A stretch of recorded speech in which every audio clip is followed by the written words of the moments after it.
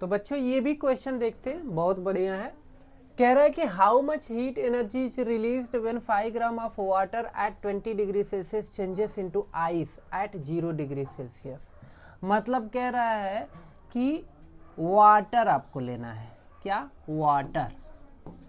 अच्छा, वाटर है ये ना, तो इस वाटर से कितनी हीट एनर्जी रिलीज कराना पड़ेगा, मतलब निकालना पड़ेगा मुझे, कि अभी के टाइम में इस वाटर का जो मास है, अब मास तो चेंज होगा नहीं, वो तो हमेशा सेम ही रहेगा, 5 ग्राम है, 5 ग्राम मास है, एंड इसका टेम्परेचर जो बाबू है वो कितना है, 20 डिग्री सेल्सियस है।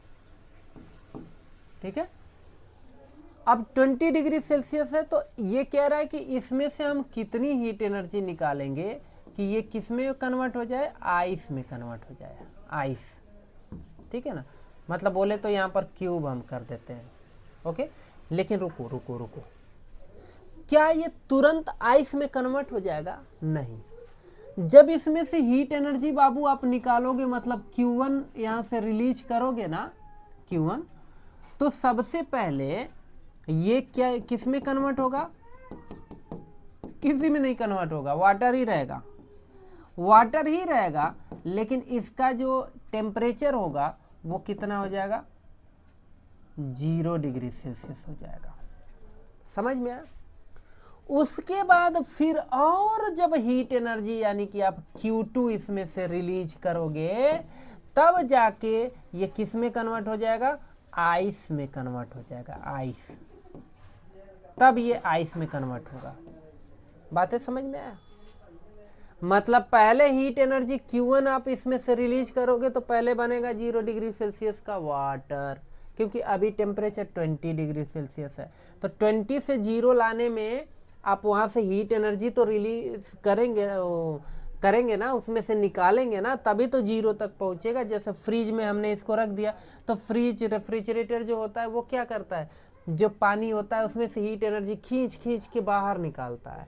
तो पहले वो 0 डिग्री सेल्सियस का वाटर बनाएगा, जब 0 डिग्री सेल्सियस का वाटर बन जाएगा, फिर उसके बाद जब और हीट निकालेगा और एनर्जी निकलेगी, तब जाके वो आइस में कन्वर्ट होता है।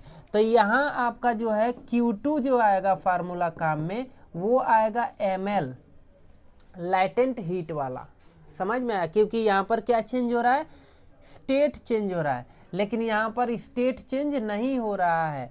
यहाँ पर क्या हो रहा है, यहाँ पर केवल वाटर का ही टेम्परेचर डाउन जा रहा है। तो मतलब यहाँ पर जो एनर्जी आप दोगे वो आप निकालोगे, वो Q1 इक्वल्स टू कौन सा आएगा, mc डेल्टा T।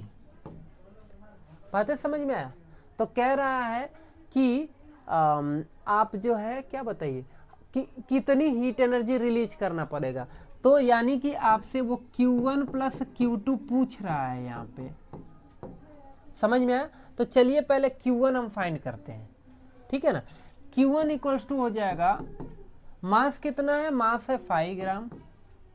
ठीक है ना, C कितना है, वाटर का C कितना है, 4.2, तो 4.2 ले लेते हैं।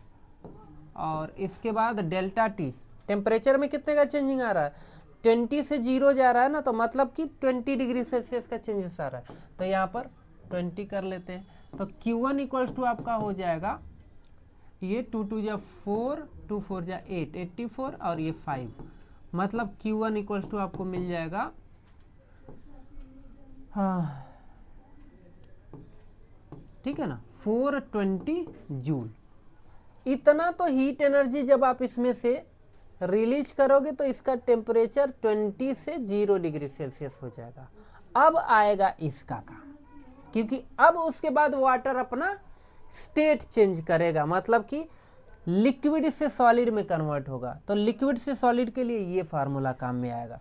ठीक है ना, क्योंकि यहाँ पर लैटेंट हीट की जरूरत पड़ती है। लैटेंट हीट का डेफिनेशन आपने अच्छे से पढ़ा होगा। तो Q2 इक्वल्स टू हो जाएगा ml, तो Q2 इक्वल्स टू m कितना है, 5 है, लैटेंट हीट कितना है, 336, तो ये कितना हो जाएगा, लैटेंट स्पेसिफिक, मतलब लैटेंट हीट नहीं इसको बोलते हैं, इसको स्पेसिफिक लैटेंट हीट बोलते हैं। ठीक है ना, स्पेसिफिक लैटेंट हीट, जो वाटर का वो कांस्टेंट होता है वाटर के लिए, ठीक है। तो ये है 336। अब Q2 इक्वल्स टू आपको मिलेगा 18, 18 और 1680 जूल। अब इन्हीं दोनों को हम ऐड कर लेते हैं, सम कर लेते हैं, ठीक है। तो Q1 प्लस Q2 मतलब बोले तो कितना है 420 जूल प्लस 1680 जूल, ऐड करेंगे इनको तो ये आपको मिल जाएगा 0 0 और 0 1 है, बड़ा अलग आ रहा है, नहीं 1, ठीक है। ये होगा 2100 जूल, ठीक है ना। इतनी हीट एनर्जी की ज़रूरत पड़ेगी, ठीक है ना। वैसे वो तो सीधा सीधा दिख रहा था, ठीक है ना। इतनी हीट एनर्जी की ज़रूरत पड़ेगी इसको आइस के फॉर्म में कन्वर्ट करने के लिए, समझ में आया। मतलब यहाँ पर एक चीज़ आप देख रहे होंगे कि Q1 में Q1 की ज़रूरत कम है, मतलब इसको 0 डिग्री सेल्सियस का वाटर में कन्वर्ट करने के लिए खाली 420 जूल ही काफ़ी है, ठीक है ना।